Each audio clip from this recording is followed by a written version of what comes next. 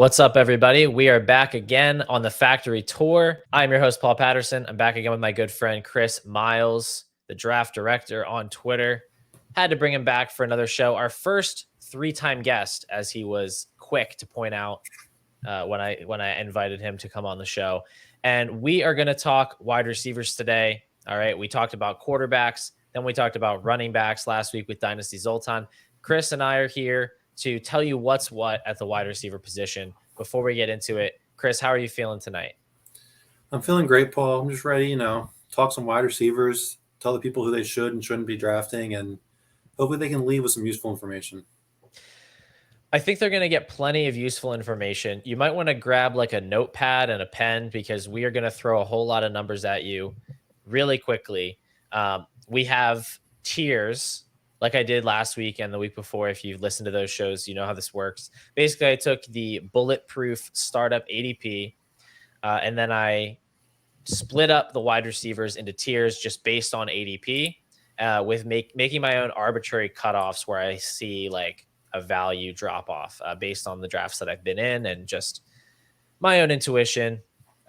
So we're going to go through these tiers one at a time. We probably won't go in depth on every player. I don't think we have time for that, but we'll grab the guys we think are the most interesting from each tier, talk through how they should be valued, how we should be handling them in trades, and just getting into some of the roster construction stuff that I think is really interesting. So right off the top, we have a tier of two wide receivers, Justin Jefferson and Jamar Chase. We know the LSU teammates, they are the 1 and 2. They have been for quite a while. I don't think that's going to change anytime soon. Really, the only question is Jefferson the unquestioned wide receiver 1? Are these guys kind of 1A, 1B? Or does Jamar Chase have a case to be at the top of this group of two? I think the market would probably tell you that Jefferson's the unquestioned number one, but I think it's a lot closer than most people make it out to be. And I think one of the biggest things we need to look at is these guys aren't at the same point in their career experience-wise, but a lot of people might think they are just because they both explode onto the scene so quickly. But when we actually look and compare, I mean, in their rookie years, Justin Jefferson's points per game was 18.66, and Chase's rookie year point per game was 18.68. So basically the same there. And then sophomore years, Jefferson had a 19.4 point per game, and Chase had a 20.2 point per game, so slightly above Jefferson. So we can see Chase is, keeping up with Jefferson, and we could expect him to, move up in year 3 again, just like Jefferson did. And we could see him as scoring two very similar ways this year. Yeah, that's a good point. The consensus definitely has Jefferson ahead. He goes at the 106 in startup drafts. Chase is at the 109. I've only been in a handful of startups this offseason, but I have seen Jefferson go ahead of Chase in each one. So that does feel right to me. But you make a good point. Jefferson does have 1 year on Chase, and we know that wide receivers do plateau at a point where they don't continue to improve. But year 3, we definitely still see some gains, from most of the good wide receivers. They're able to kick it up into another gear in year 3. So we could see Chase take yet another step forward. And then, of course, you have to look at the situations as well, right? Like Jamar Chase has Joe Burrow, will likely play with Joe Burrow for the duration of his career, if I had to guess.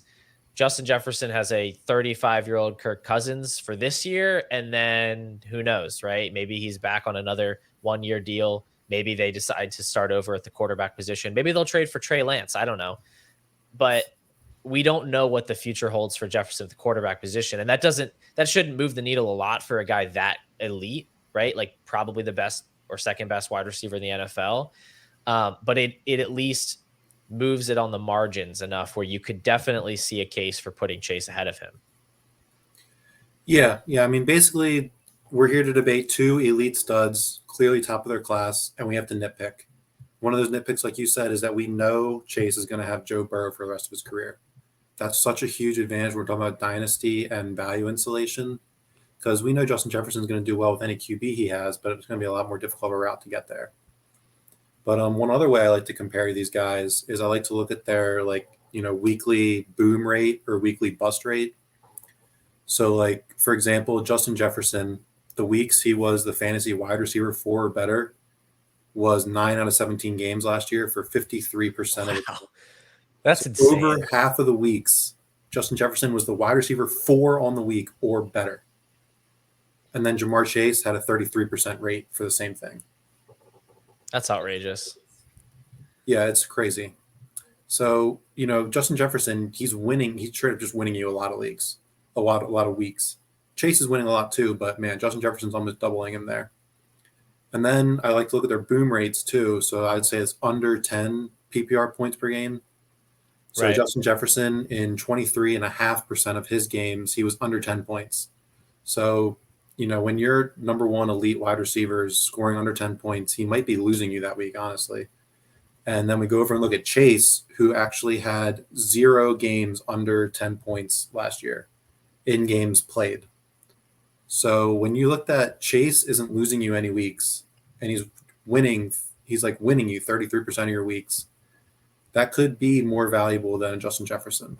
What do you think about that, Paul? Would you That's rather have actually the high explosion rate or the lower boom bust rate? it's actually really surprising. I would not have guessed that Jefferson had 4 games under 10 points and Chase had none. Like when I think of these two, I think of Jefferson as being the safe, like always going to get you the points kind of guy, whereas Chase is maybe a little bit more boom bust. Um, Genuinely didn't know that, and that is interesting. I do think that I'm becoming more and more inclined to take Chase, and again, it's so razor thin, but it really just comes down to the situation for me. Like I think both of these guys, I don't think there's any reason to say that one is definitively better than the other. And honestly, as cool as the like boom bust stats are for last season, like I found them interesting. I don't think that they're going to be particularly sticky or predictive like for the future. I think that stuff fluctuates a lot. Like we've seen, Tyler Lockett be the most inconsistent wide receiver in the NFL one season, and then the next year it's like he scores 10 points minimum every single game. Like it just that stuff kind of comes and goes depending on matchups and a lot of factors that we can't really factor in such a small sample as one season.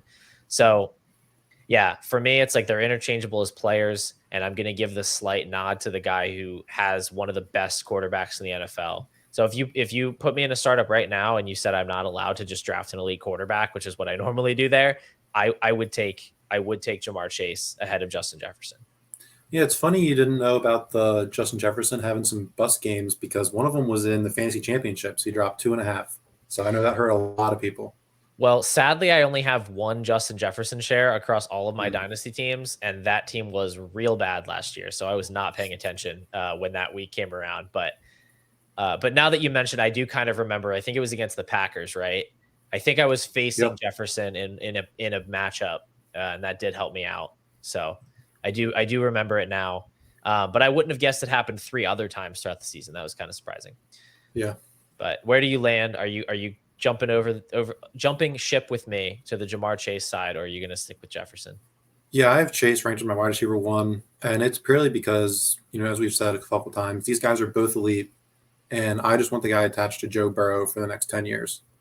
I know, we shouldn't predict out 10 years and leagues aren't going to last 10 years, but it's just that Chase is going to have that value insulation, that safe situation for these next years. It's guaranteed. Yeah, So I'll lean that way. I'll take Chase. Give yeah, me the elite player in the good situation. for sure. Yeah, no, I love that.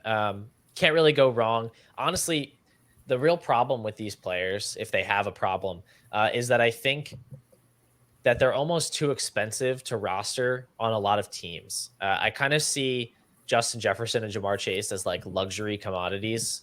They're kind of like yachts. Like it would be really fun to have a yacht, but not very practical to buy one unless you already have a lot of money and a house and a reliable car and your college loans paid off.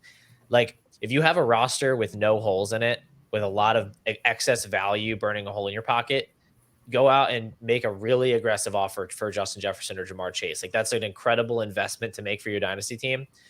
But if you're kind of a middling team where you have some weaknesses, maybe you only have one good quarterback, maybe you have two kind of mediocre quarterbacks and you're holding on to a Jefferson or Chase, I kind of think that that is a mistake. Like as good as those players are, I think you'd be better off either breaking them up into multiple bets that can accrue value to get you into that more stable position, or just simply dealing them to try to get into a Lamar Jackson, a Jalen Hurts, a Justin Herbert type. Yeah, I think that makes a lot of sense. These guys, they hold a lot of value into one spot on your roster. And when you can tier down into maybe an older player that's going to score around the same points as them, like Cup, Hill, Diggs, there's, so many of these elite older players where you can get multiple young assets added on. So these guys, what they do is they offer production and they offer youth. So if you can split that up and find production somewhere and find youth somewhere else and hold it on your roster, it's doing the same things. It's splitting your eggs up into multiple baskets while you get the same returns out of the one item you would have. Exactly. I think that's a great way to look at it. Not to say that you need to rush out and try to trade them, or you should hold out for like the best possible offer that you can get. And if nobody's willing to pay a premium, not going to pay the market price, then hold on to them. Even if your team's in that position that I described where you're kind of middling on value, there's no reason to sell them at a discount, but you can generally get a really big return for one of these guys. And I just think in most cases, if I have a team, like if you're thinking of your team in terms of overall dynasty value, right? Like what is the value of all of your assets? You can think of it in terms of first round rookie picks as like a base currency. If you are below average in your league in that, I would be looking to cash in for lower ranked players that you could see making a leap, because that's the best way to increase your overall dynasty value. You buy a player worth a first round pick, and then at the end of the year, they're worth 2. You've done a whole lot to increase your roster value. And if I am going to hold all that value in one player, I would frankly rather it be in a quarterback, because they do score more points. They're also just more stable year to year. I'd rather have that value held up in a Jalen Hurts, in a Joe Burrow, as opposed to one of these wide receivers, as great as it is to have them on my team. Yeah, I think that makes a lot of sense. Yeah, these elite quarterbacks, those are assets you want to invest in. We should probably head on to the next tier of wide receivers. No, I agree. We can't spend 12 minutes on 2 guys and get through the rest of this list. So let's look at tier 2. This is where things start to get interesting, where there's not exactly a consensus, especially in terms of the order. But we have tier 2 by ADP: CeeDee Lamb, AJ Brown, Garrett Wilson, Jalen Waddle, Amon-Ra St. Brown, and Chris Olave, who stretch from the 112 to the 211. I was surprised to see that CeeDee Lamb has actually crept up into that final spot of the first round. I think that's kind of insane, personally. But where would you like to start in this tier, Chris? I guess here I want to start with Garrett Wilson. He's one of the hot new names. A lot of people have him ranked as wide receiver 3. I think that people are overblowing what his last season actually was, just because of the poor situation he was in. A lot of his efficiency metrics aren't really very good, but I do think that he showed a lot of great flashes and he'll have a lot better production season this year. But I mean, I just can't imagine taking him over guys like AJ Brown or CeeDee Lamb or even Amon-Ra St. Brown. I'd rather have all 3 of those players. Okay, well, we're only 13 minutes into the show and we already disagree with each other. This is great. We rarely do, but I do disagree. I would take Lamb ahead of Garrett Wilson, because I think he already offers you everything you're really hoping to get. Like I think he had close to a 29% target share last season. He has the elite quarterback play. He can do whatever you ask him to do. But I would take Wilson over AJ Brown and Amon-Ra St. Brown for different reasons. But ultimately with AJ Brown, right, he's 26. His career high in points per game is, I believe, I don't have it written down, it's offhand. I think it's 17.6 points per game. I just found it in my notes. Actually, I did write it down. That was last season, right? Set a career high. He basically maxed out his situation in Philadelphia. He was second in the league in yards per out run. He had a 29% target share. He had a 29% targets per out run. And yet he still couldn't even get up to 18 points per game, right? We're talking, like, when we talk about Chase and Jefferson, we're talking about like 20 points per game. This is just the reality of a Jalen Hurts offense. It can be very efficient. It can be very consolidated around the high-end players, but the volume isn't going to be there. And he's locked into that situation for his age 26 season, his age 27 season. I don't see a world where the Eagles drastically increase their overall pass attempts, and there isn't any meat left on the bone for AJ Brown. Like he can't get any better on a per target basis unless you see like a Smith or Goddard injury. So I don't really see how he can improve. And if he's only going to be a 17.5, 18 points per game player, I would rather take the guy in Wilson, who I believe is going to be in that same caliber, who's 4 or 5 years younger. Yeah, I think that's all fair. This actually reminds me of a lot of Ravens debates I got in back after 2019 when Lamar Jackson had his MVP year. And the Ravens were just absolutely stomping people, so they didn't have to like throw the ball a lot, especially they played a lot of easy fourth quarters. And that's kind of happened to the Eagles last year where they were just dominating teams. I mean, you're an Eagles fan, you watch them every week. Yeah. They were just blowing people out, running the ball in the second half, and resting their starters a lot of the fourth quarters. So I think, and then in the following that Ravens season, we saw Lamar Jackson's pass attempts per game go up each of the next 3 seasons. So I think if the Eagles are playing closer games where their pass volume is going up, AJ Brown, I mean, we have this thing on Bulletproof called ESPN Open Grade. It's, grades how good the players are at getting open. In 2022 and 2021, AJ Brown was the highest graded. He had the highest ESPN Open grade of any wide receiver. So this man, he's so good at getting open. He's so efficient. He scores so many touchdowns. Like if that pass volume increases at all from the Eagles just having to play their starters for the entirety of every game instead of resting them, not to even mention playing closer games where they really get forced into shootouts in the fourth quarter. Right. I mean, I think we could see the pass volume increase and AJ Brown score more fantasy points. That's a good counter argument. I'd love to look at it and see like an in-depth look at how many more pass attempts are potentially on the table for them. But I could see it for sure if they are in more competitive games. They do play the Chiefs and the Bills this year. I'm really excited to see how those shake out. And Brown still has that like 30-point spike week potential, in any given game if they do have to throw. And he's fantastic. I mean, no argument here. He's an incredible wide receiver. I think he's probably like a top 3 talent in the NFL. It's really a situational thing. And you do make a good point. It could become a little bit more favorable, at least in the raw volume. I still think I'm taking Wilson over him personally, but I have them back to back. It's really close for me. Where I would push back further is with Amon-Ra St. Brown. Because again, he also has kind of maxed out his ability, I think, where his target share is incredibly high. I'm going to pull it up real 28% quick. last year. Okay. Target share is incredibly high. He is a slot player, so he's operating a little closer to the line of scrimmage. And, his points per game last season was 16.7. 16. You're just quicker than me with these numbers. 16.7. Yeah. So I guess that Cooper Kupp has to be like the comp we make for him as like more of a slot player that has, he does have an incredibly high ceiling, but I guess it's hard for me to see the path to Amon-Ra St. Brown doing a whole lot better than he's doing now. And unlike AJ Brown, who just is utterly dominant at every aspect of playing wide receiver, I guess I have slight questions about whether the way Amon-Ra St. Brown wins will always be the focal point of the Lions offense. Like, is that always going to be how they play? I'm not moving him massively down because he's a slot only player. I guess I can't say only. He does play outside, but primarily a slot player.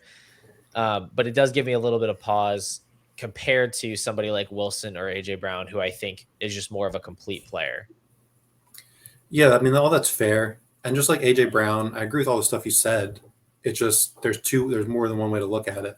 Mm-hmm. Like Amon-Ra St. Brown, for example, I look at an adjusted points per game metric as well, which looks at players 50% snaps or 50% of snaps or more in each game, and only counts those games for the points per game. And I do this for every player, so that way I'm not comparing my adjusted points per game against regular points per game. Right. So AJ Brown last year, 17.7 adjusted points per game. Amon-Ra St. Brown last year, his adjusted points per game was actually 18.6. So he's almost up at that 19-20 mark right there. One other thing was the Lions last season, they scored the most rushing touchdowns in the NFL, and the Lions backfield was number 1 in running back fantasy points. So if we see their running back room regress to the mean at all, those points have to go somewhere. We don't really believe in Jameson Williams. They traded away TJ Hawkinson. I mean, they just don't have many other receivers outside of ARSP. So I feel like we could see him, honestly, we could see him increase his target share even further up to like a 30%, like Cooper Kupp would get. We could see his touchdowns increase. I think we could still, there's still room for improvement because of how great and how prolific scoring their running backs were last year. Well, Chris is on his A game today. He's really pushing me right now. I am the host of this show. Don't make me look silly in front of the people. No, that's a great call out with the adjusted points per game. I remember he left a game early. Did he have multiple early exits? Because that's like a pretty drastic difference, I feel like, in the points per game. Yeah, I can look real quick. But I guess if he had one, like if you have 1 point game, yeah, it really tanks your average hard. Yeah, that's true. Yeah, that is a stat that I think needs to exist more. Like it needs to be more readily available because it is so like tilting when they have all these per game or like all these season long numbers and none of them are game adjusted. And so you know that none of them are like actually right. Yeah, well, lucky for you, I have adjusted points per game for every wide receiver we're going to talk about today. Yeah, but I didn't look at it, and so it made me look stupid. Yeah, 18 so points. Amon-Ra St. Brown left 2 games early last year in which he scored 1.4 and 5.8 points. So yeah, that definitely tanked his average. That does make a difference. And unlike some people, we do not count injuries against players because they are random. Yep. We also, Amon-Ra St. Brown had a bust rate last year of only 7.7%. And he also had a wide receiver 1 rate of 38%. So he's being a high scoring player. He's not losing you any weeks. I really do like Amon-Ra St. Brown at his cost. Yeah, he's actually, he is a strong play. I certainly don't have an issue with him in this tier at all. You've definitely given me something to think about, though, a little bit with him. Right now, the way I see it, I like Lamb at wide receiver 3. I think we can both agree there. Yeah. And then it sounds like you have actually A.J. Brown, Amon-Ra St. Brown, and then Garrett Wilson. Is that correct? Yeah, that's how I would rank it. Okay. Yeah. That's interesting. I think I'll have to revisit it. I'm going to keep Wilson at 4 for now. But let's compare him to one other player in this tier, and then we'll get to Jalen Waddle, who, frankly, I think he got lost and ended up in this tier somehow, but he's not supposed to be here. Chris Olave is another guy that I'm incredibly high on. And I think that he deserves to be more closely ranked to Garrett Wilson because right now they go almost a full round apart. I think Wilson's up around the 203, whereas Olave is like the last pick in the second round. But if you look at their numbers last year, especially their per route numbers, Olave was actually better in a lot of ways. He had the higher target share slightly, like 1%. He was higher in targets per route run. He was higher in yards per route run. He had a better yards per team pass attempt. Granted, the quarterback play was a little bit better in New Orleans. Like Andy Dalton was surprisingly serviceable last year, whereas the Jets were just an absolute dumpster fire. But some of these numbers were like significantly better. Like it wasn't just a negligible difference between the two, especially when you look at something like yards per out run. Olave was in the 92nd percentile of all wide receivers last year with 2.42. Wilson was just in the 61st percentile at 1.85. So I definitely think there are some points in favor of Olave. They're basically the same age. They got the same draft capital. They went to the same college. They're the same size exactly. Like it's a Spider-Man meme situation. I think people are maybe overvaluing the Rodgers acquisition in New York. And I think there's an arbitrage opportunity here with Olave. If you can get any kind of a decent plus on top of Wilson to tier down to Olave, I would love to do that because they're basically the same bet in my eyes. You know, Paul, we agree completely. Garrett Wilson's overvalued. He should be down where Olave is. But yeah, I completely agree. I think they should be in the middle. Yeah, these two should be ranked much closer to each other. They have similar efficiencies. Wilson was in a worse situation. He produced less. Even though if you look at their adjusted points per game, it's Wilson at 13.3, Olave 13.4. They're right next to each other. 25% target share, 26% target share. I mean, these guys, yeah, they should be ranked very closely to each other. I completely agree. Yeah, and like Derek Carr is not a world beater by any means, but we could see similar passing volume out of these two offenses, and we've seen Derek Carr support fantasy relevant wide receivers. I mean, Devontae Adams last year was like the wide receiver 4 or 5, something like that. Not saying Chris Olave is as good as Devontae Adams, but it's not impossible for him to have a breakout season with Derek Carr. It's not a death sentence. Like, he's a perfectly reasonable starting quarterback in the NFL. It's not like he's playing with Marcus Mariota, Yeah, no, which, completely agree. yeah. Now, the last guy in the tier is Waddle. We aren't going to talk about every wide receiver in every tier, but this tier just has way too many interesting players to skip over. Yep. And Jalen Waddle, famously disliked by this podcast. Yep. I wouldn't say the player is disliked. It's just the price. We just price. dislike the price. He's a great player. I love the Penguin celebration in the end zone. It's iconic. Yeah. But he shouldn't be a second round startup pick. Yeah, Paul, let me just read you the target share from this group real quick. It boggles my mind. Go ahead. So we have AJ Brown, 28%. Then we have a 29% target share, a 28% target share, a 21% target share, 26%, 25%. Which one is Jalen Waddle? Well, I think he's the 21%, which is a 51st percentile mark. Yeah, Jalen Waddle is masquerading as a high-end elite wide receiver one in fantasy, when in reality, he should be expected to be more in the high-end wide receiver two range, I think, because if you look at last year, they do this thing called expected points per game, where they basically take, what is your opportunity share in the offense? How many targets are you getting? Where are you getting those targets? All of that stuff. And they spit out a number of how many points you should score.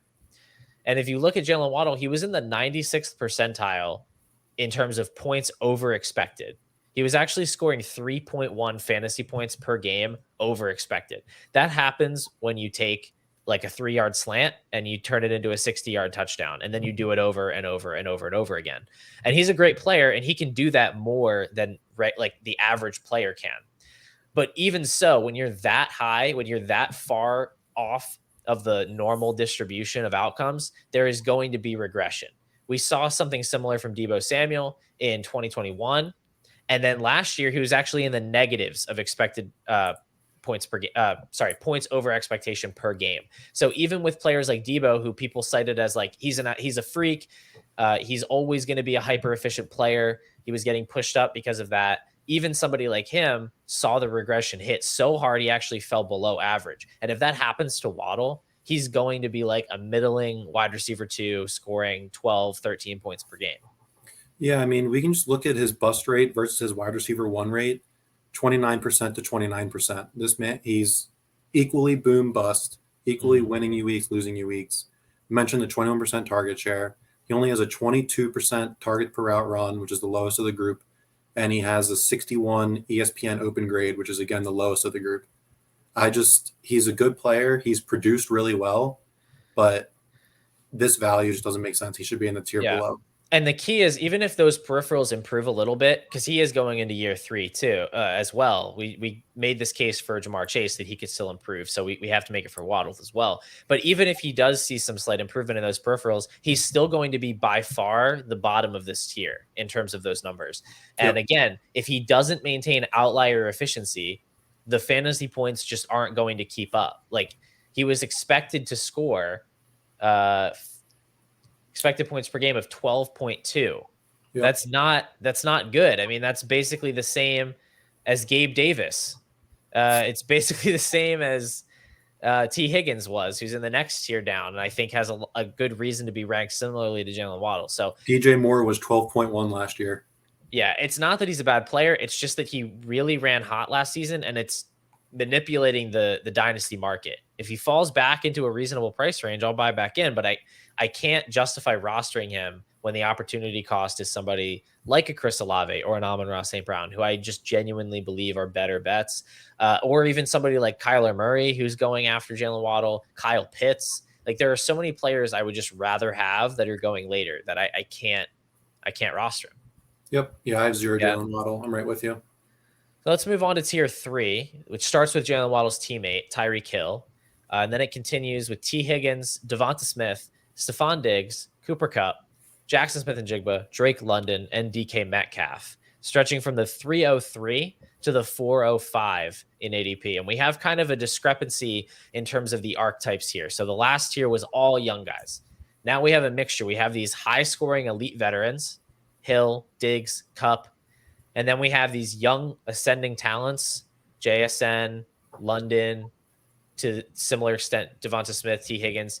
And then you have DK Metcalf, who's kind of the only like middle ground wide receiver here, he's in what is fifth season, sixth season, just kind of hovering here at the end of this tier. So what do you make of these players, Chris? Where do you see the value here? So here I see the value with primarily Kupp and London, or just the producers in general. I think are good values here. When I'm looking at dynasty wide receivers, there's basically two, maybe three things I care about. There's value insulation beyond this year. So like if they were to get an injury, does their value tank? Does it stay the same? Mm-hmm. There's projected production over a 2-year period. So what are they going to do for me this year? What are they going to do for me next year? What's reasonable to expect? And then there's potential for value growth. So like if they have let's say they have their median outcome season, are they going to go up in value? Are they going to go down in value? If they have a really good season, are they going to go up or down? These are the kind of things that we should care about when looking at these wide receivers. And for most of these guys, like for Kupp, Tyreek, and Diggs, I mean, you can almost bank you're going to get 2 seasons of 18 plus points per game. These guys are consistent producers. They've only ever been consistent producers. Mm-hmm. And I don't see a reason why they can't have 2 more good seasons. And then you're looking at guys like, DK Metcalf, where, the seasons haven't really been, they've been kind of falling off. He's only been, a mid-teens points per game player. He's starting to get older. They just drafted a freshman wide receiver in this tier, JSN. I think I'm avoiding DK and I'm targeting the vets right there. Yeah, I agree with all of that. I do love the veteran value here. Specifically, I agree with Cooper Kupp just because he goes last out of these 3, and I think he could have the highest points per game of the 3. The 3 being Hill, Diggs, and Kupp. I think they're all close enough in age that I'm not really going to favor one or the other based on their age. So for me, it's like, who's going to score the most points? Cooper Kupp was the wide receiver 1 in points per game last year before he hurt his ankle. The injury isn't expected to be something that lingers. So I don't see any reason why he can't come out this year and just kind of pick up where he left off. Cooper Kupp's an actual animal. If we look at their adjusted points per game from last season, Tyreek and Diggs are tied at 20, and Cooper Kupp is sitting up there at 24.7. Almost 5 points per game more than those two. He's just built different. I don't and the situation hasn't changed. Stafford's going to be back. They have no other wide receivers to speak of. He's literally competing with Tyler Higbee, Tutu Atwell, and Demarcus Robinson for targets, and Ben Skoranek, of course. Let's not forget him. Jefferson. He's competing with nobody for targets. Right. And the Rams defense is only getting worse. They're going to have to throw the ball. Like, they don't even have running back depth. Like, if Cam Akers gets hurt, I mean, Cooper Kupp could have like 30 points per game. It's like he would literally just get targeted on every play. The upside there is just so immense. I'm happy to pay a 4th round cost for that because he could continue this for 2 more seasons.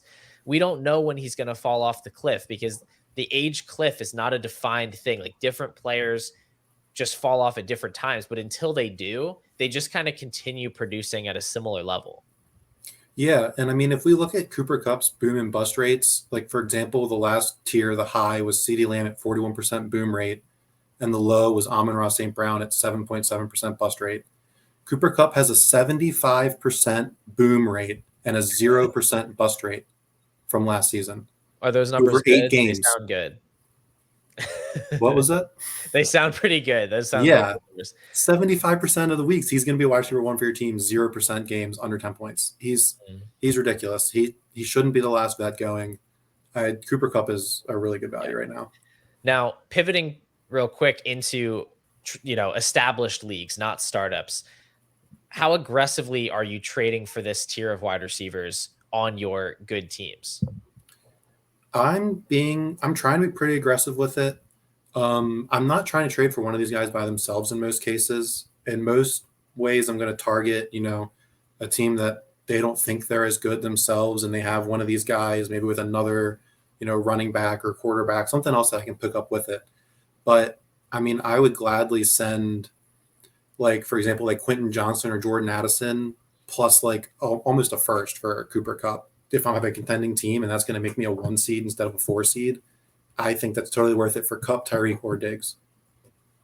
Yeah, and you can definitely get that done. If you look at their startup ADP, it's only like a round apart. So I definitely think that would get it done. I think that would be a worthwhile move.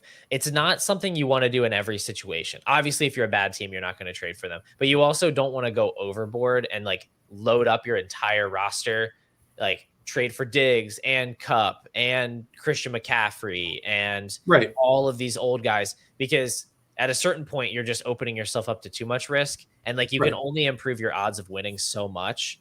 So what I would say is it's a very specific thing. If you have a team that looks good, you definitely think that you're in the running for the playoffs. You have a good amount of value, like you're at least an average team in terms of the overall value of your roster. Right. You That's need like a where London, you need a Wilson, you need an Olave. You just need something else that's going to perpetuate and gain value. But right. keep going.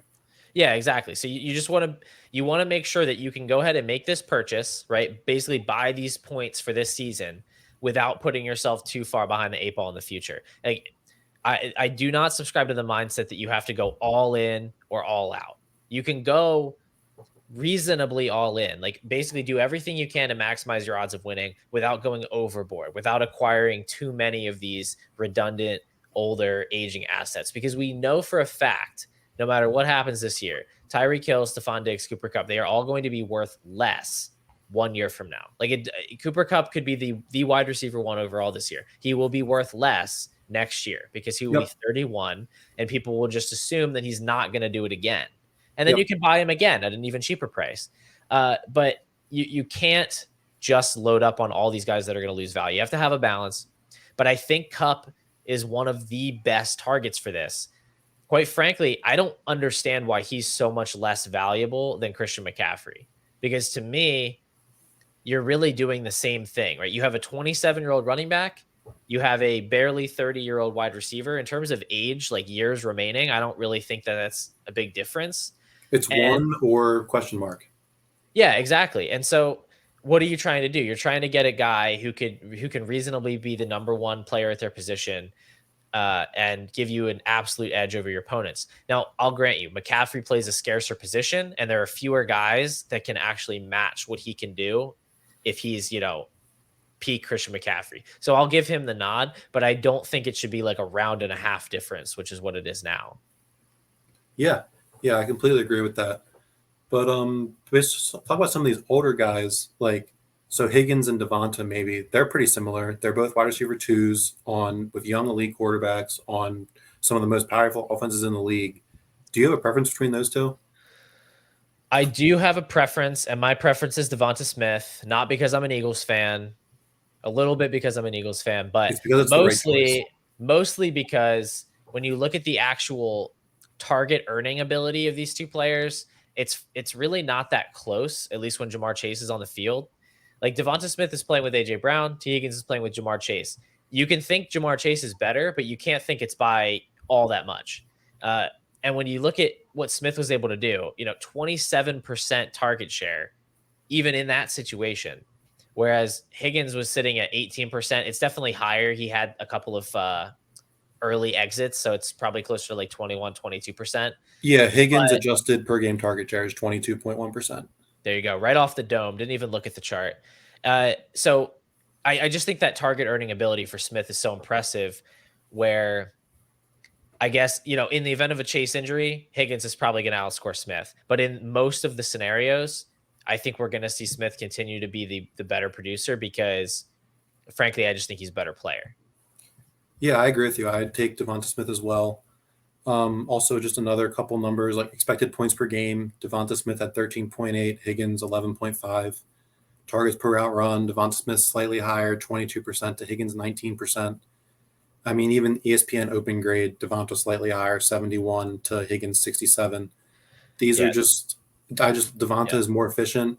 I prefer Devonta to Higgins. And this is the tier, by the way. This is where Jalen Waddle belongs. He belongs right here with these two guys. The three of them are like mirror images. I mean, they're very different players in terms of their, style and body types, but they're like mirror images in terms of their situations. They all play alongside legit alphas.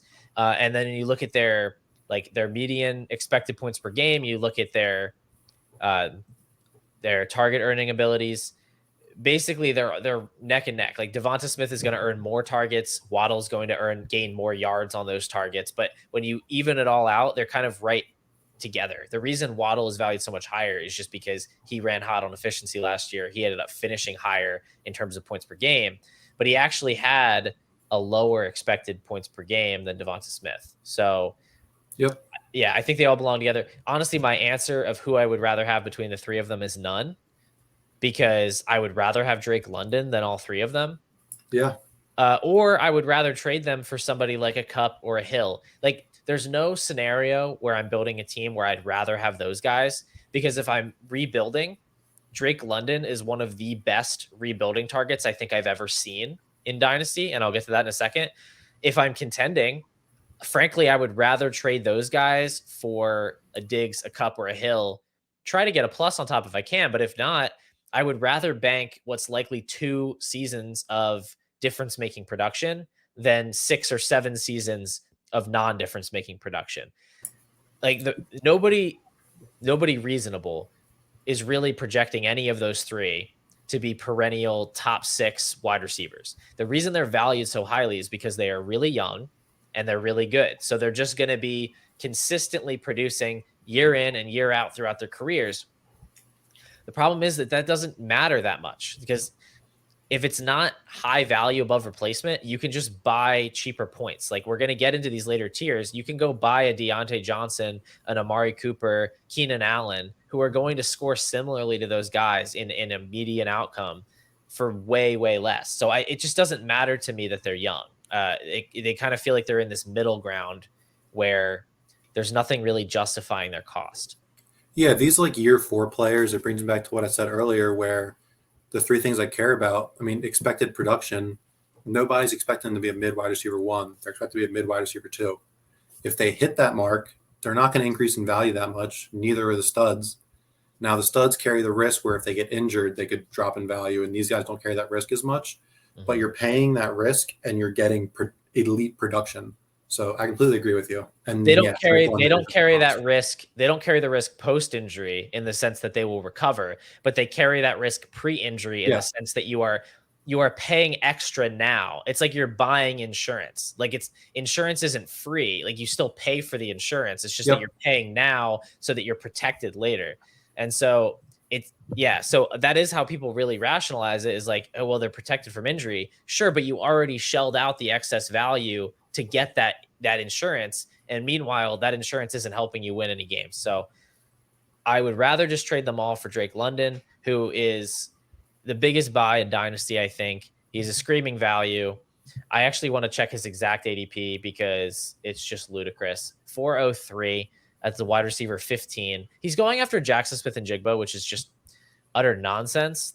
I like JSN, but if JSN were to do what London did this year, like, that would be in the upper range of his potential outcomes. It's insane how much the low volume of the Falcons offense has suppressed Drake London's just utter dominance. But he had a 29% target share last season. That was top 5 among all wide receivers. He had a 27% targets per route run, which is one of the highest in this entire tier. It's lower than Tyreek Hill and Cooper Kupp, but it's actually higher than Stephon Diggs. He had yards per route run over 2, which is a really good mark for rookie wide receivers to hit. Really, the only mark against him is that the Falcons just didn't throw the ball. Like, they had one of the lowest pass rates that we've seen in the last decade. And for that reason, there are all these people that think Drake London's just not very good, when in reality, when you look at all the things that London actually had control over, he was elite. Yep. Yeah, I mean, there was a terrible system in 2022. They barely passed the ball. Mariota threw 23 passes per game, but once Ritter took over, they were throwing 29 passes per game. So that's already a 6 pass attempt increase per game mid-season. So when Ritter gets to have his offseason and, gets more control of the offense, we could see that number go even higher. The offense is also going to be a lot more efficient because they just drafted Bijan in the first round. London will be in his 2nd year. Pitts will be in his 3rd year. I mean, this is going to be 3 young studs offense. Mm-hmm. It's going to be really hard to cover. And I think that they're going to score a lot more points than they scored last year. So I think London, I mean, people aren't projecting him for an elite season this year, and he may not have an elite season this year, but he'll be up there as a low. He could be up there as a low wide receiver one. And if he gets up there, he'll be, a top 2, top 3 round startup pick next year for sure. Oh, absolutely. If Drake London puts up like a wide receiver 12 finish, he's going to be an early second round startup pick next year. I guarantee it. Because the only thing keeping him down is that people are literally looking at points per game. And they're like, oh, well, he scored under 10 points per game. Yeah, because he had 10 less pass attempts to go around in his offense than every other wide receiver. Like, I posted a tweet the other day. It was like, if Drake London and Garrett Wilson got drafted to opposite teams, Drake London would be going in the early second round. And there are so many people in my mentions going like, well, no, because Garrett Wilson's really good and Drake London isn't. Okay, Drake London was better in every single peripheral stat that we have listed in this show. Like, and he was in a worse situation. He was. He had worse. I mean, the quarterback play, whatever, you can call it a wash. But the fact of the matter is that the Jets threw the ball over 200 times more than the Falcons did. That's more than 10 passes. That's like 12 extra pass attempts per game. So if you think of a player with a 25% target share, which Wilson and London both had at least that's an extra 3 targets per game to the player in the Jets offense versus the Falcons offense. Yeah, that's why their points per game looks a little bit different. Like, there's nothing he can do about the team that he's on. And then the next defense is like, well, he's still on that team, so he's still going to be bad. Well, we already saw a big uptick when Ritter came in. We also have history on our side because when we see teams that low in terms of overall pass attempts, we always see a huge bounce back the next season. So it's very reasonable to expect the Falcons to be up near 29, 30 pass attempts per game, as opposed to last year when they were down at 22, 23.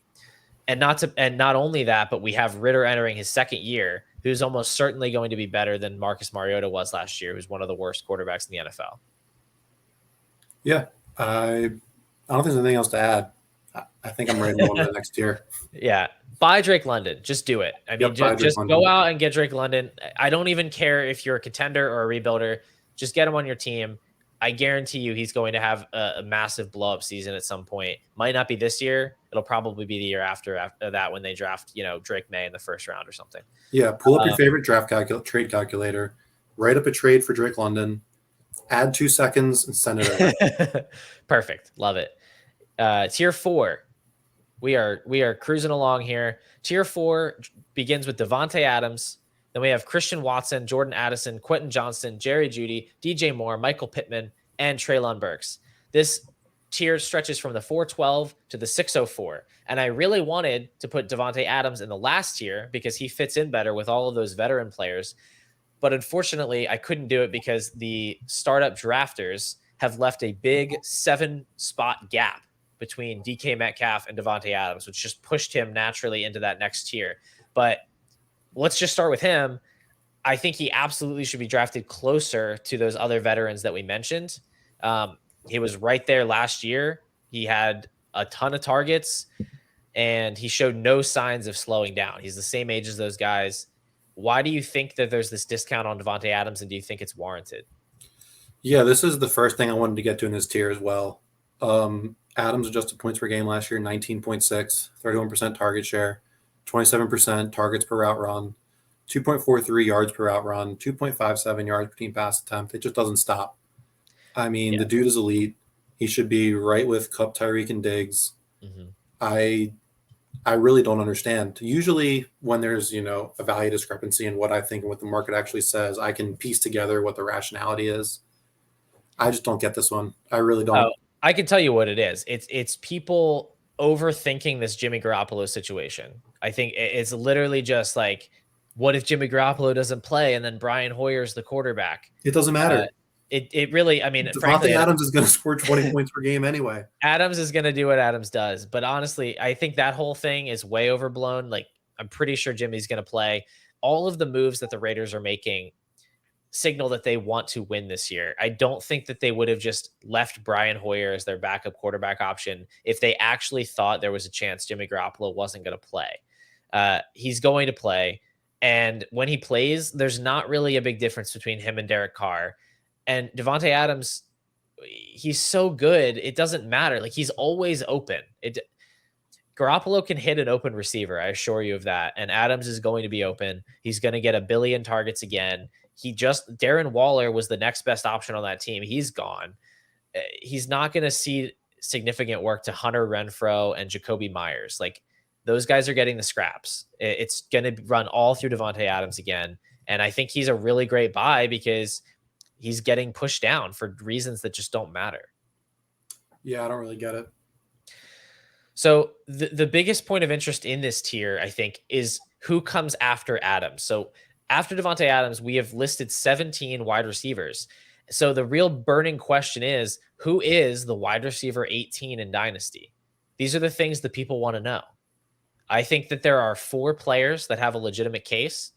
Their names are Christian Watson, Jerry Jeudy, Jordan Addison, and Quentin Johnston. Before we go through those 4 guys real quick, does anybody else deserve consideration for that spot? I think that Treylon Burks should deserve some consideration, and it's really just based on his prospect profile and not what happened in 2022. Okay. He was dealing with injury. He missed a lot of training camp in the preseason. He was dealing with Malik Willis and Josh Dobbs at quarterback. It was a really tough situation for him. So it's really hard to look at what he had last year and try to use it to project what's going to happen in the future. But as far as like youth, I mean, he's the youngest guy in the tier. He was my favorite prospect profile among all these guys coming out as a rookie. I wouldn't draft him up there because of where his value is. But I think that in a year after we see Burks be healthy for a season in 2023, we'll be like, oh man, Treylon Burks probably should have been wide receiver 18. Not that this is even a real discussion, because like you said, his value is suppressed. You can get him cheaper. But the reason I would push back, even though everything you said is technically true, I think when I look at what Treylon Burks accomplishes for my team, right? Like, okay, he's young. Okay, well, all these guys are young. What we're looking for is, what are they going to score this year? What's their value insulation, and what's their potential for value growth, right? Those are your 3 things that I picked up. The 3 things, right? Okay. Well, if I'm looking for production this year, I think any of these guys could outscore Burks just because of the offensive situation in Tennessee. Like, it's going to be so gross there. We could see Will Levis as soon as week 5. Like, we don't know what's going on, but it's not going to look good in terms of, the passing game. So I think he, probably outscores the rookies, but if he does, it's marginal. I don't even think he does. I would be shocked if he did. Right. Okay. So there you go. If we're looking at value insulation, obviously Addison and Quentin Johnston have the most insulation as rookies.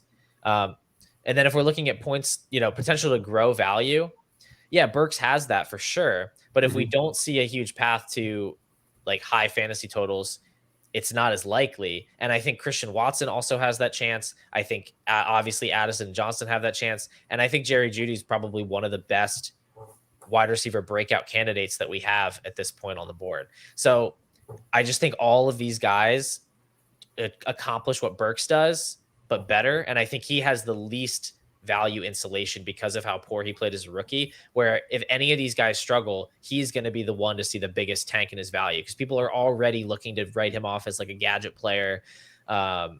His production in college was fraudulent. The offense is going to be in purgatory with Will Levis forever. Like, he's the one who could really drop, 5-6 rounds in startup ADP if he doesn't do something this year. Yeah, I agree. That's all fair. Yep. It's just based purely off his prospect profile for me. But yeah, so who would you pick as your wide receiver 18?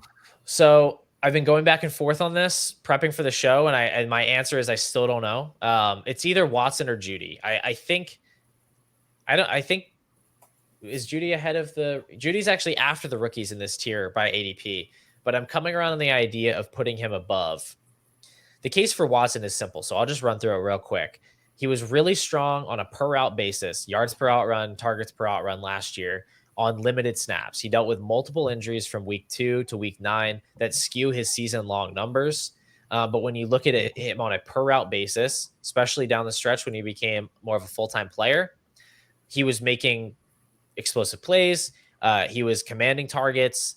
He looked almost as good as like Wilson, Olave, London down the stretch once he was healthy, once he was playing more. So I'm interested to see, what does that look like in a full-time role? Obviously, the loss of Rodgers hurts a little bit, but There's still not a lot of target competition there. And if he's as good as the numbers looked last year, it's not going to matter. So before I get to the case for Judy, what do you think about Watson? So I like Watson. I think um, there's a lot of back and forth with him. So I do have Judy ranked as my wide receiver 18. I have the rookies, and then I have Watson. But I could easily be talked into Watson over the rookies because he did show a lot of great flashes last year. Also, if you look at his adjusted points per game compared to Judy, he had 15.9 and Judy had 16.0. So they're right there. Actually, the targets per route run, Watson 24%, Judy 22%. Yards per route run, Watson 2.3, Judy 2.2. So they're really close to each other in that there's efficiency metrics and there's per route metrics. But then we see, and this is based off what you said, where he was injured, struggling early in the season, but Judy 22% target share, Watson 16% target share. But the big difference for me is we saw Russ be terrible last year, and I don't really know if I expect Jordan Love to be much better, but I do expect Russell Wilson to be better than he was last year. We've also seen Jerry Jeudy was a better prospect profile for me. Yeah. So I think that we should expect better production from Jeudy this year. They're about the same age. So I lean Jeudy. I like Watson, but I love these rookies, and that's why I have them ranked higher, because they're in better situations, and I like them better as prospects. Yeah, that's a great point. It feels like Judy's been in the league forever, but he's 23.4 years old. Actually, that might be wrong. Those are wrong. Doesn't have. Don't follow this those. database is not updated. Can you get me the actual age on Yeah, Jerry you Jeudy? talk. Anyway, I think Jerry Jeudy is a great breakout candidate. All the other stats here are correct, and if you look at last year, he actually was like a total doppelganger for T. Higgins. If you look at their targets per game, 6.5 to 6.7. You look at yards per they're game, both 24. 64.5 to 65.8. Okay, they're both 24. Judy and Watson are basically the exact same age, even though Watson's going into his second year. He's just an old prospect. But yeah, Judy, better target share, about the same when you adjust for T. Higgins' absence, but better targets per out run, better yards per out run, better yards per team pass attempt. It all comes down to the Broncos offense being kind of a dumpster fire last year. But if you just use your imagination and you imagine a world where Russell Wilson is like a top 10 quarterback in the NFL, like he was for the 6 years before he went to Denver, there's a lot of opportunity for Jerry Jeudy to jump into that tier with Devonta Smith, T. Higgins, and Jalen Waddle, because honestly, their peripheral numbers are not that different. It was the offense was holding him back. Those other three guys were in very efficient offenses last year. He was not. But if that kind of levels out, you could see him scoring, in that low end wide receiver 1 range, scoring 15, 16 points per game, or maybe a little bit higher, I guess, to get into that range, 17 or so. Yeah, this is just turning into Jerry Jeudy propaganda.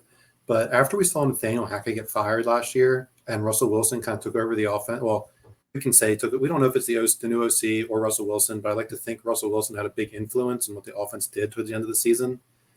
In 3 of the last 4 weeks, Russell Wilson was the QB3 overall, the QB5 overall, the QB2 overall. So I think with Sean Payton, like Russell Wilson and this Broncos offense, they're going to be a lot better than they were last year. And Jerry Jeudy is going to be his number one man, producing a lot of points. Yeah, totally agree. Obviously, I love Greg Dulcich as well. I'm buying both those guys, and I'm just fading the rest of them into oblivion.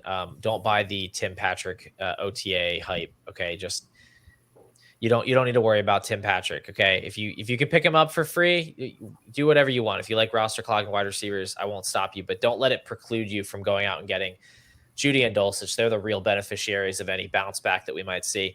Let's close it out here with DJ Moore. I don't want to talk about Michael Pittman. He's boring. Let's just end it with DJ Moore here in this tier. Simple question. Is DJ Moore ever going to happen? No. Yeah, that's what I was afraid you were going to say. I think we actually can talk about Pittman here because DJ Moore and Pittman are basically the same. They're both players that are good target share earners. They're good per route earners, but they're both in offenses that are going to be low volume, led by average to subpar passing quarterbacks who are high volume rushers. These guys they're not going to hit, wide receiver one production anytime soon. They're both just going to plateau in, this round 4 to 8 startup range, just based on what they did the last year. If they had a good year, they'll go a little higher. If they had a bad year, they'll go a little lower. But, these guys are just going to be perpetual low wide receiver twos. You're never going to have fun playing them. They're going to be wide week fill-ins, and they're just going to kind of roster clog for you. And I'd rather turn them into Treylon Burks, Jerry Jeudy, Christian Watson, or the rookies easily. Yeah, totally agree there. I like the parallels you drew between the two of them. It really is a similar situation. I think DJ Moore is the superior talent, but it's pretty similar. I've loved DJ Moore throughout his career. I've had a ton of exposure to him in Dynasty, and it has not panned out. It hasn't been his fault, and it still really isn't his fault. It's just that even if he has a 27, 28% target share in a Justin Fields offense, the upside there doesn't justify the cost. He would have to be so efficient, and you would have to shatter the expectations of him throughout his career that he can't score touchdowns in order to actually put together a wide receiver one season in a Justin Fields offense. And he's already, 26. He's getting to an age where he's just going to start to decline year over year if he continues at the same level of production. There isn't a lot of potential for growth left. So I don't think that this is going to go the way of the, Stephon Diggs with Josh Allen or AJ Brown with Jalen Hurts. Those situations are outliers. And I think Justin Fields would be very, very fortunate to become the level of passer that either of those two did become. So I don't think that's something we should be betting on. Yeah, I agree. And before we move on, I just want to run through my ranks of this tier again. So okay. I would rank them Adams, Jeudy, Quentin Johnston, Jordan Addison, Christian Watson, Treylon Burks, Michael Pittman, DJ Moore. Okay, well, I don't have any ranks, but those are dead wrong. Put Addison over Johnston and put Watson ahead of both of them. But anyway, moving on to the next tier, tier 5, we've got a wide range here. Well, actually, it's a pretty narrow range in terms of ADP from the 606 to the 706. We have Deebo Samuel, Calvin Ridley, George Pickens, Brandon Ayuk, Jamison Williams, Terry McLaurin, Jahan Dotson, and Chris Godwin. This is like the full gamut of wide receiver archetypes. We have year 2 question marks. We have kind of established, but still kind of young wide receivers. And then we have some players that are starting to get a little bit older in Calvin Ridley, Deebo Samuel, Terry McLaurin. So what jumps out to you from this tier? So when I was preparing for this episode, after Paul sent me the sheet, I made these nice little charts of, the wide receivers in each tier and the stats for each of the wide receivers. And I was color coding them, green if they had a better above average stat, red if they had below average stat. And one of these players just has a red line right across every single stat. And that would be George Pickens. He's a guy that I'm just simply not touching in this tier. I will take every single player in the tier over him, and he's right at the bottom for me. Yeah, I agree with you there. Definitely taking him after everybody in this tier. He just really underwhelmed as a rookie. It's weird because there is a certain subsection of Twitter that seems to think he had a really impressive rookie season. But when you look at the peripheral numbers, his targets per route run was 14%. That's in the second percentile. That is abysmal. That's so bad. The second percentile. It's just the thing with Pickens is that he stepped onto the field and he immediately ran almost all of the routes, which we don't see commonly from rookie wide receivers. And that's great that he was able to earn that type of role. The problem is that he didn't do anything with it. And now when we look at him in year 2, one of the big reasons where we see growth from year 2 wide receivers is because they earn a higher percentage of their team's routes. And so by playing more routes, they get more targets, they get more yards. If Pickens is already running all of the routes, that cuts off one of his avenues to growth in year 2. He's not going to grow due to getting more routes. Like he's going to have to get better per route. He's going to have to get better at route running. He's going to be better at earning targets in order to see an uptick in production. Whereas someone like Christian Watson, he only ran 57% of the routes last year. So he already flashed and he has all this room to gain just by being on the field all the time. Yeah, that's actually a great way to put it. And a lot of people don't, even I'm not aware of stuff like that. That's a really good piece of insight where he's already running all the routes. Where's the room to grow? Exactly. He just has to improve as a player. He can't improve in his role. Um, Jahan Dotson is kind of in a similar boat if you look at his actual season long numbers. But with him, I do think that you can paint a picture because he did deal with an injury mid-season. It kind of splits his year into two parts, and I think you do see some progression throughout the year where there is maybe more cause for optimism. So let me just quickly make the case for Jahan Dotson. He started off the year really poor, just like Pickens. He was running all the routes. He wasn't earning a lot of targets. He caught a couple of touchdowns, which sort of threw a little smoke screen over how bad he actually was. Then he got hurt, and then he came back and he played 2 games with limited snaps where he did almost nothing. It seems pretty obvious to me that he was limited by the injury. I don't know that for a fact. It's just, it really lines up. When he came back, he played fewer snaps than he was before, and he wasn't getting the ball. But when you look at weeks 13 to 18, when he started playing a full-time role, his numbers were basically indistinguishable from Terry McLaurin. Okay. I'll list off the stats. I'll say McLaurin, then Dotson. In terms of fantasy points per game, 15.5 to 14.7. Target share dead even, 23.3%. You look at targets per outrun, 22.2, 23.1. You look at yards per outrun, 2.29, 2.34. These guys were basically interchangeable as players. They even had similar ADOTs. And, we know Terry McLaurin is a high quality NFL wide receiver. So for Dotson to play that well as a rookie down the stretch, I think that opens up some possibility to, a big jump in year 2, even if his season long numbers are a little underwhelming. Yeah, even if we just look at Dotson's points per game of 10.9 versus McLaurin's 13.4, but then we look at the adjusted points per game, we see Dotson jump up to 14.1 over McLaurin 13.4. Now, I know these are different than what Paul said earlier, but remember, these are adjusted points per game over the entire season. Paul was just looking post-injury for Dotson. Right. But, yeah, we can see it's exactly those 3 pillars of wide receiver value again. We think that, these guys, they are both pretty insulated in terms of situation. They're in the same team. I think they're both pretty insulated in terms of injury, too. McLaurin's not super old. If he gets injured, he'll dump for a bit, and then he'll come back up when he returns to health. And then we're seeing similar production. Right. So why are we going to take the 5 years that we lose from picking McLaurin over Dotson? We can just pick Dotson, get the same production with potential for growth because we know McLaurin's not growing anymore, and the same insulation in the same situation. It's clearly Dotson over McLaurin here.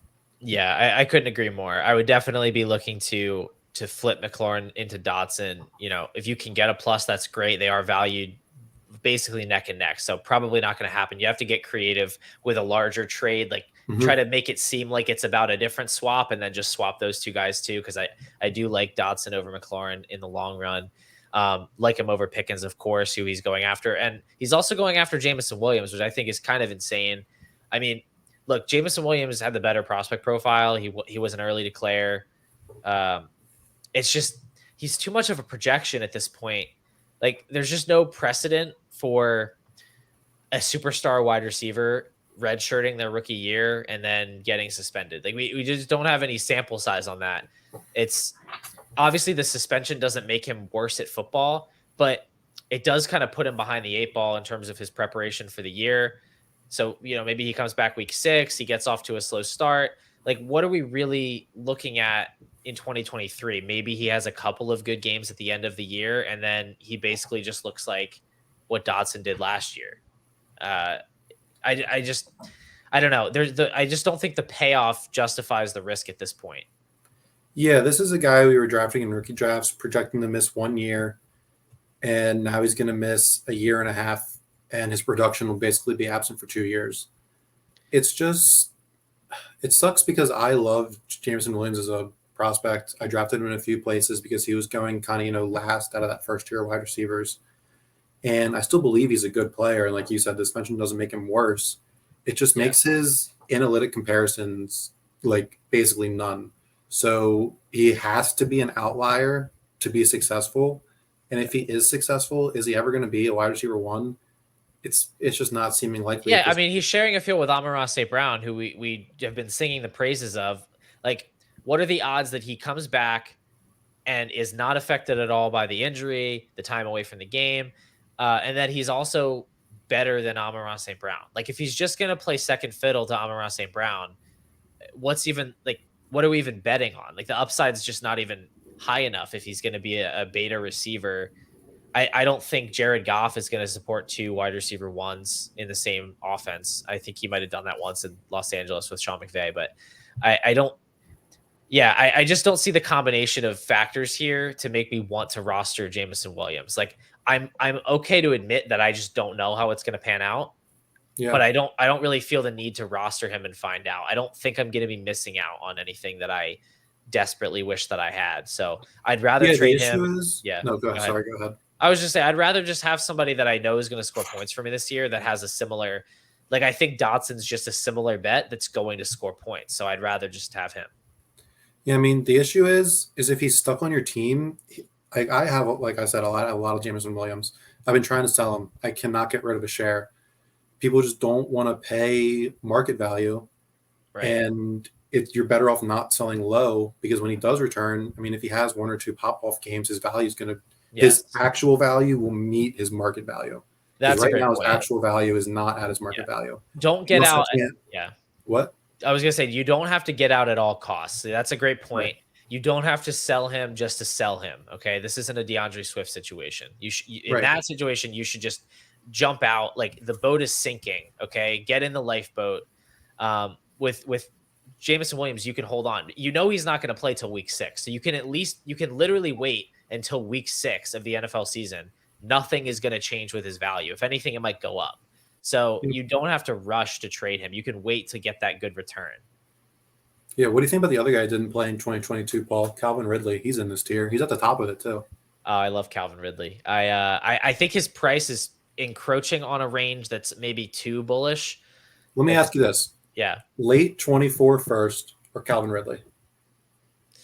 Like you're guaranteed because late 24. Like I'm a contending team. No, that's a fallacy. I wouldn't trade my first. Okay, this is a hypothetical. Okay. It's late, guaranteed, if you could, late 24 first, Calvin Ridley.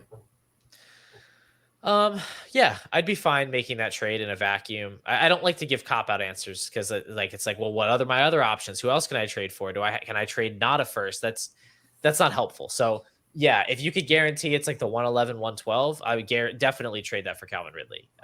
I think he has a wide range of outcomes. We don't know what the effect will be of missing time with injury and then mental health issues and then a suspension and then coming back. Again, it's something that doesn't have a precedent. But what we do have is data that shows that Calvin Ridley is an elite wide receiver who's still within his prime age range. Like he's not coming back as a decrepit old man. He's 28 years old. The last time he played a full season, he finished as the wide receiver 4 with 18.8 points per game. That's better than the career best of AJ Brown. It's better than the career best of CeeDee Lamb. Like, this is an elite wide receiver. And in the year after that, when he only played 5 games, he was underperforming in terms of his points per game, but he still had he had a 27% target share. He had like 50% of the Falcons' air yards. Like he was dominating that offense post Julio Jones. He was playing with a foot injury. The offense was kind of inefficient and just gross, but he was still dominating volume. And now he gets to play with Trevor Lawrence, who's an ascending quarterback who could easily jump into that, Justin Herbert tier this year as a talent. Like he's already being valued there in Dynasty, but in terms of, power rankings of quarterbacks, like we could see him jump in and become that guy. Why wouldn't you want a wide receiver commanding a 27% target share in a Trevor Lawrence offense? Yeah, I don't have an answer for that. Yeah, you should want him. I think he's a great target if you're trying to get it. It's kind of like an arbitrage off of like the Stephon Diggs tier. Like I'm fine with their prices, but if you can palette like a little bit more risk, you can get similar ceiling at a lower cost. And so I've been buying up some Calvin Ridley, especially on teams where I am a little shallow at wide receiver and I don't have the value to shell out for one of those, upper tier players. I think he has a good chance to bounce back. And even if he doesn't bounce back to that wide receiver 1 overall, not overall, but wide receiver 1 fantasy points per game, I don't see a world where he just isn't anything. Like I think he's going to be, a low end wide receiver 2 at worst. Yeah. Now we have one last pair of teammates here in this tier. I think we're going to agree with each other. And I think let's make it quick. Ayuk or Debo? I'll take Ayuk. I'll take Ayuk too, and that's funny that we're both against the market on that. Yeah, I don't know. I don't think I have a good reason though. Debo just gives me the heebie-jeebies. I don't know. Well, I let don't. me give you a reason then. Give me a reason because I haven't thought this one through very well. I just think that Ayuk is an actual wide receiver, whereas Debo is just a running back playing wide receiver. So I think that gives Ayuk a higher ceiling, especially once we saw Christian McCaffrey join this offense and George Kittle be healthy. I mean, Debo's role was diminished to almost nothing, but Ayuk can still operate as a traditional wide receiver one. Kittle can be their tight end one. Christian McCaffrey can be their running back. And Debo kind of does like all of that, and he does all of it well, Yeah. but they're all specialized in their positions and doesn't do any of it as good as any of them do. So he's basically the fourth option in this offense to me. Whereas again, Ayuk has like a higher ceiling because he can earn that high target share. Like you need somebody to go to the sticks and get a pass. It's going to be Ayuk, not Debo.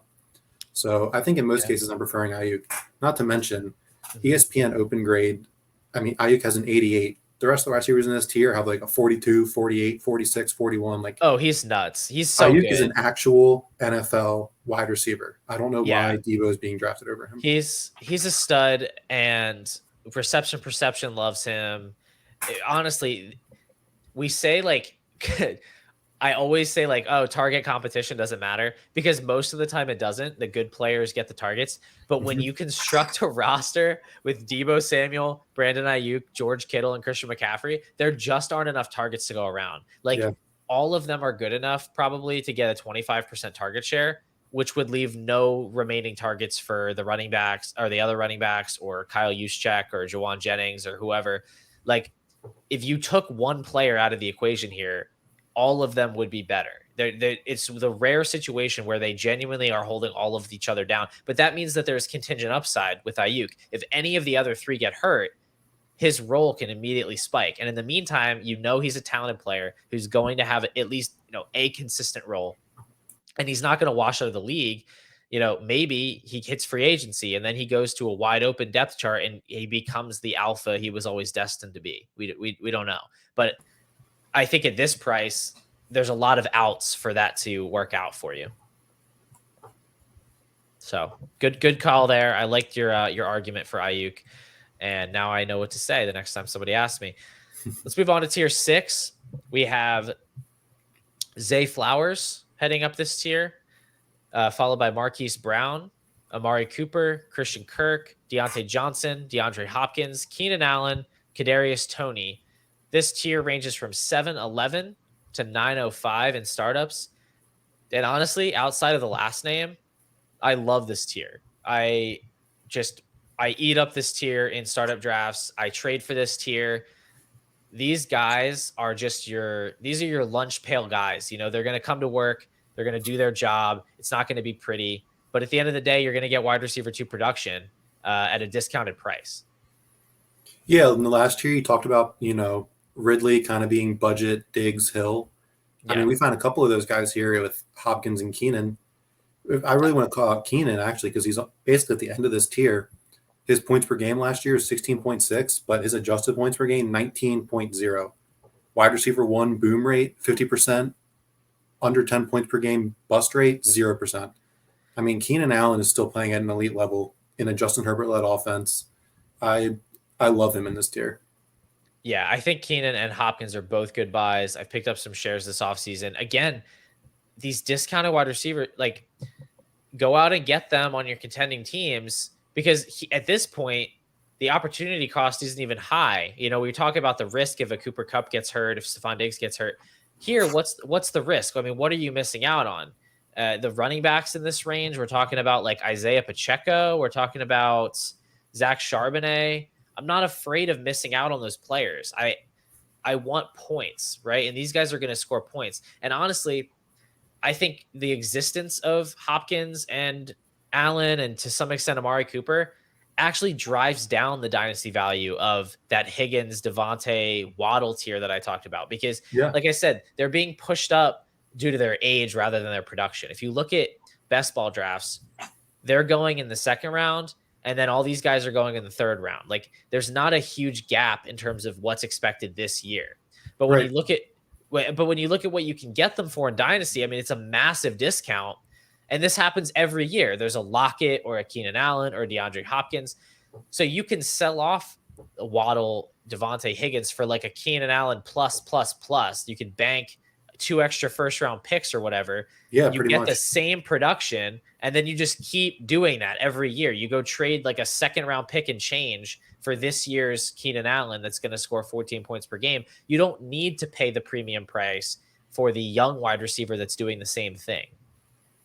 Yeah, I think you said that great. Paul and Amari was a good call out too. I really like his prospects this year with Watson having an extra season. I really like that offense. And yeah, I mean, all these guys, like you said, these guys are going to come to work and they're going to give you points in your flex week in and week out. They all have boom potential. I mean, they obviously have bust potential, but these guys, they're putting in work and they're scoring you points. That's for sure. Yeah, this is one of my favorite tiers to target in startups. I like to trade out of the like 5th and 6th round range and down into the 7th, 8th round and just scoop up as many of these guys as I can. I mean, Marquise Brown too. Like he's the number 1 target now in Arizona. He was like the wide receiver 6 last year before he got hurt. They're going to throw a lot. Obviously, the quarterback situation is a question, but again, just another good player who's going to get a lot of volume. What's not to like? Honestly, Kadarius Toney is the one head scratcher here in this tier. I know. I mean, I know why he's being valued here. It just seems so dumb to me. Like, it's like we're really doing this again. We're gonna take the gadgety KC wide receiver and then just put him, boost his ADP 5 rounds. Like we didn't learn anything from McCole Hardman or Marquez Valdez-Scantling. Or I'm gonna put Sky Moore in a different bucket because I think he was a good prospect, so there was like reason to like him, but I just don't get it. Like Toney wasn't a good prospect, and then he had a couple of interesting games, interesting peripherals as a rookie, but he barely played. And then he got hurt a bunch last year. His reception perception comes out, and it's like he can only run screen plays. He doesn't know how to run any other routes, apparently. I just don't see, like, the only argument is like, well, who's going to catch the ball? And it's like, well, what if it's none? What if they all just get like an 8% target share? What if it's Jerick McKinnon? He could have more receptions this year than any wide receiver on the Chiefs, and I wouldn't even be surprised. I mean, yeah, we saw basically Toney is a guy that we saw get 14 targets for the Chiefs last year, and we're projecting him to have over 100. Like, I just don't understand why we think that's going to happen. That 14 targets was also over a 7-game span. That's 2 targets per game. It's not going to happen. I mean, it's just not going to happen. The expectations are just unreal. They saw him, have those 2 gadget plays in the Super Bowl. I don't know, both went for a touchdown or one went for a touchdown. And they're like, oh, Toney's going to be their touchdown scorer this year. Don't talk to me about the Super Bowl. Don't talk to me about the Super Bowl right now. We're having such a great show. No, I mean, when Toney was in the 15th round of startups, it was all fine and good, but it's gone too far. It's jumped the shark. Okay, Kadarius Toney is a meme. Don't roster him in Dynasty. If you want to pay egregiously high prices for Kadarius Toney, draft him on Underdog. He's going in like the 6th round, and it's disgusting. But at least if you draft Mahomes in round 2, it makes some sense. Don't take him in Dynasty. The downside risk is so high, and he's going with all these wide receivers who, I mean, 99 times out of 100 are just going to flat out score him by a lot. Yeah, forget about it. Yep. I would prefer almost every guy in the next tier ahead of him too. So let's just close it out with tier 7. Okay. We have Rashad Bateman, Mike Williams, Elijah Moore, Mike Evans, Jonathan Mingo, Rashee Rice, Tyler Lockett, and Gabe Davis. This goes from the 1003 to the 1108, and this is where we will conclude our discussion for the day. I think we're both going to agree here, and not just because you're a Ravens fan, that Rashad Bateman is by far the best in this tier and frankly shouldn't be this far down. Yeah, I mean, if we just look at so his points per game last season, this is a tiny sample. His points per game last season was 9.1.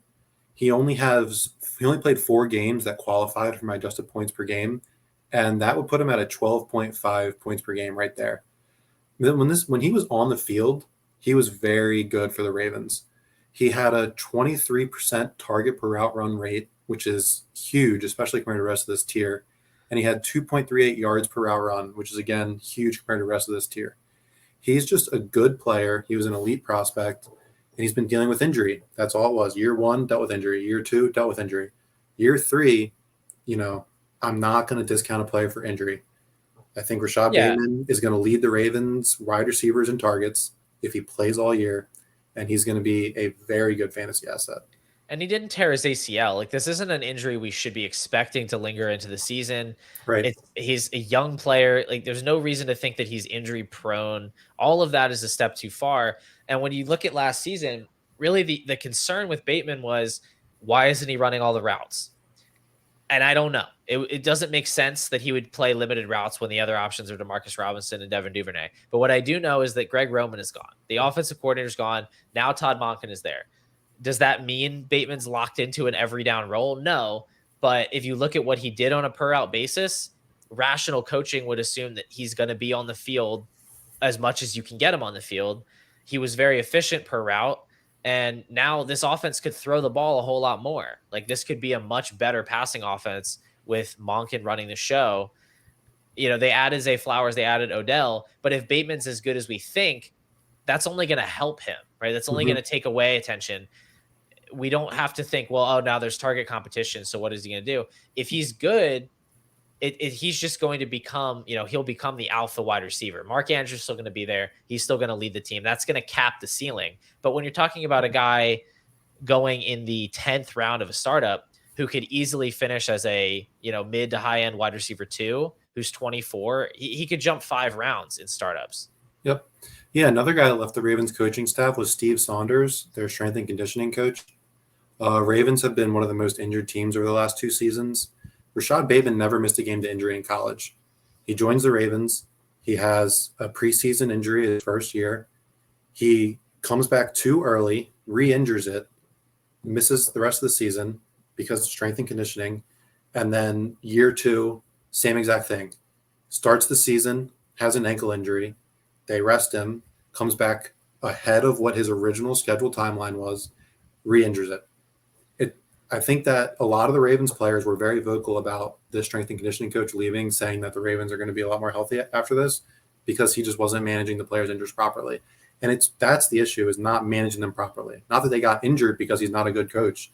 It's because they remained injured because he's not a good coach. Right. That's a great call out. You're really in the weeds there. You got the inside scoop. So that's another interesting point. I buy Rashad Bateman. Trade your Kadarius Tonys for Rashad Bateman if you can get that done. Yes, I don't know how much that's happening in real leagues. I don't know. There's definitely some difference between startup ADP and individual leagues, not only because an individual league has actual people with actual takes on players, but also sometimes like what you're trying to do in a startup is just different than what you're trying to, like in a startup, you're trying to build a certain kind of team. And so you might overvalue a certain asset and undervalue others. Like I think George Pickens is an example of this, where he's going between Debo and Calvin Ridley. I don't think that necessarily means in most leagues you can trade George Pickens for one of those two. It just means that in every draft, there's somebody who's trying to draft young. And so when they get to that tier, they're like, well, I don't want Debo or Ridley. Those guys are old. I'm just going to take George Pickens because he's young. So it doesn't necessarily resemble, reality all the time. There's another issue with ADP that I think no one really realizes, is that ADP is the collection of like all the drafts, right? And there's 12 people per draft. If you collect a random 12 group of people, there's going to be somebody that's a nut for every player basically. And in every draft, that nut is going to draft him higher than he probably should be. So when you get the conglomerate of all that, their ADP is going to be higher than their trade value is, because when you're in your league and he's on your team and you can't find that nut to trade him to, everyone else values him properly and it's lower than his startup value. Right. So basically you're saying every player's ADP is too high. We should just start the draft at 201 and that's where Mahomes goes. And then everybody will be properly valued. Yeah, that's exactly what you should do. All right. We're running low on time. So I'm going to let you pick one more player from this tier to highlight. I would love to talk about Elijah Moore. And it's simply because he's similar to George Pickens. I collected my charts. His stats are entirely red. There's not a single one that's even mediocre among this tier. And I think a lot of this had to do with not only we saw Garrett Wilson's stats suffer to situation, we saw Elijah Moore's suffer to situation, but I think we also saw him suffer as like a different personality with the head coach, and he's really received poor playing time for that. I mean, some of these stats are just ridiculous, especially if you go look at his rookie year and see what he did in his rookie year and compare it to last year. He had 0 wide receiver 1 weeks last year. 80% of his weeks, he was under 10 points. That's just stupid. He had an 11% target share. It's stupid. It's stupid. Yeah, I He think all the had people that drafted 12% him would target per agree. route run. Like these stats, they're like not real. It's just ridiculous.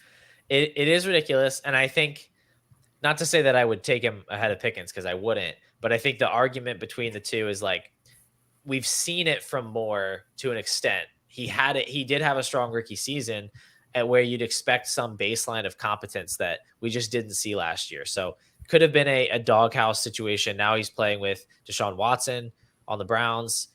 They don't really have an imposing wide receiver depth chart after Amari Cooper. He's going to be competing with Donovan Peoples-Jones and Cedric Tillman.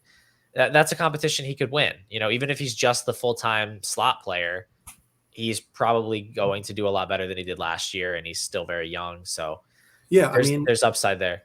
Elijah Moore's rookie year, we saw him with Mike White have this stretch of games in the middle of the season. 10.2, 13.1, 27.4, 13.4, 30.6, 9.3, 20.6. Then he got injured. Like, we see that 7-game stretch his rookie season, and then see these stats his sophomore year. There's just no way. It's so hard to, like, did he just forget how to play football? Probably not, right? It seems like there must have been something else going on. He got traded, right? There was so much smoke about the Browns traded for him too. So they clearly want him and want to use him. That is how trades work. Yeah. Usually one team trades the player away, another team trades for him. Yeah. That is how trading works. Good call. Last guy I'll mention is Mike Evans. I'm not taking the bait. He might look like another guy on this list of like arbitrage wide receivers, and I'm just out. I don't know. Maybe I'm too out, but when I look at Mike Evans, I'm seeing a guy who was propped up last year and even the year before that by unreal passing volume in the Tampa Bay offense. Number 1 in attempts both years, by far last year, number 1 in pass attempts per game. And if you look at his actual underlying metrics, like his market share, his ADOT, his targets per out run, he just looks like Gabe Davis in a higher volume offense. Like it's almost indistinguishable if you look at the two of them. Like Gabe Davis had a 19% target market share per game. Mike Evans had 19% target market share per game. Mike Evans, 20% targets per out run. Gabe Davis was at 16%. Like yards per team pass attempt, Mike Evans 1.5, Gabe Davis 1.5.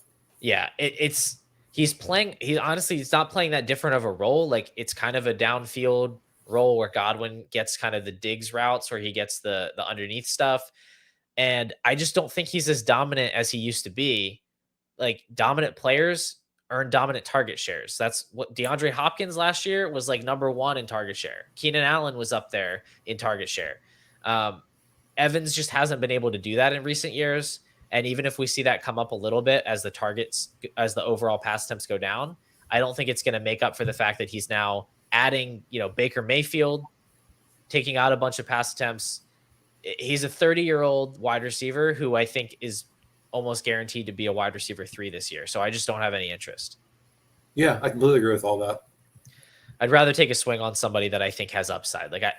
Like Elijah Moore. As much as I hate Jonathan Mingo, I think I would just rather have Jonathan Mingo, or I'd rather have Tyler Lockett, who goes way later and is better, or not way later, but at least half a round later. So, yeah, or Elijah Moore or Rashad Bateman. I just think there's better ways to spend your capital in that range. So, not really looking to get Mike Evans, but you can probably pivot off of him into some of these other older wide receivers with a minimal ad, and that's something I would look at. Yeah, Mike Evans in a second. That buys you Keenan. It might buy you Amari, easily. Yep. Yeah, that's something to think about. Chris, this is now our longest episode of the factory tour. Let's by go. By a lot. When I looked at all the notes that we had, I was like, there's no way that we're going to keep this thing under an hour and a half, and we did not. We were pretty close.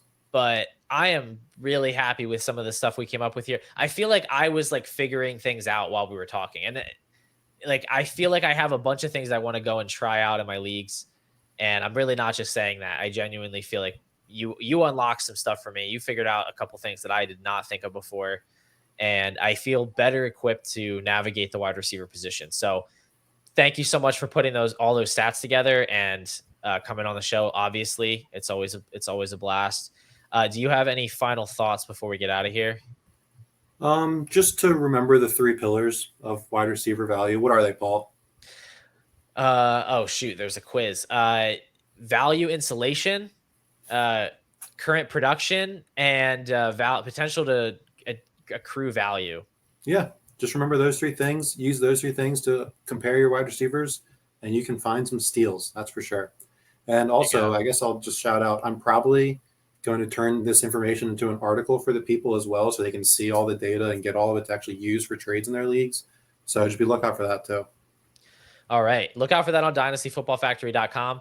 Go get the yearly membership. It's like $20. You get all the articles. You get all the video content that's on the site. You get the rankings. You get to join the Discord, talk to the 2 of us, all the other analysts as well, some of the guests you've seen on the show.